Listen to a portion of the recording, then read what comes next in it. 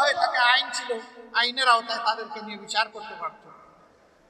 কিন্তু বিচার করার সৎসাহস যেহেতু নাই, যেহেতু পুরোটা সময় জুড়ে তারা বিচারের নামে তাণ্ডব চালিয়েছে, সেই জন্য তারা গায়ের জোরে তাদেরকে হত্যা করে এই ক্ষমতায় থাকতে চেয়েছে।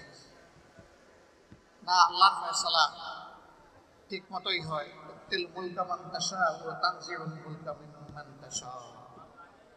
আল্লাহ ক্ষমতা দেওয়ারও মালিক, কেড়ে নেওয়ারও মালিক।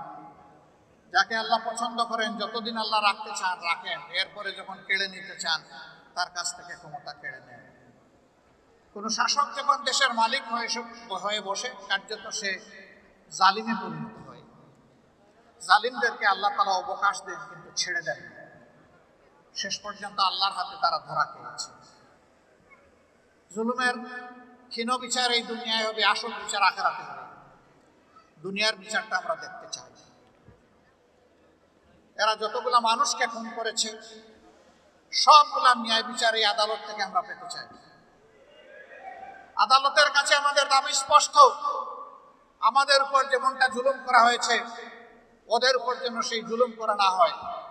ওদেরকে যেন ন্যায় বিচারের মাধ্যমে তাদের আসল পাওনাটা